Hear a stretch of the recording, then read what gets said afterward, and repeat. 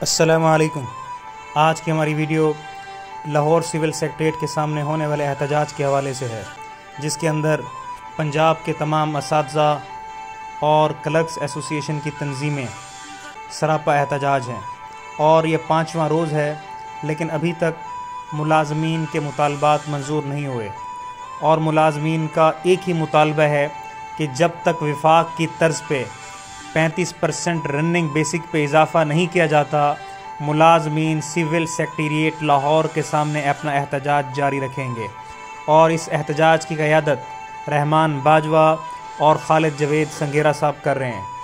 اس وقت ویڈیو کے اندر آپ لائیو مناظر دیکھ سکتے ہیں کہ مرکزی قیادت کا خطاب جاری ہے، جس کے اندر ملازمین کو یقین دلایا جا رہا ہے کہ جب تک ان کے مطالبات پورے نہیں ہوتے یہ دھرنا جاری رہے گا، اور اس کے اندر تمام اساتذہ کی تنظیمیں اور کلرکس ایسوسی ایشن بھرپور طریقے سے شرکت کر رہی ہیں۔ تو آج کی ہماری ویڈیو دیکھنے کا بہت شکریہ۔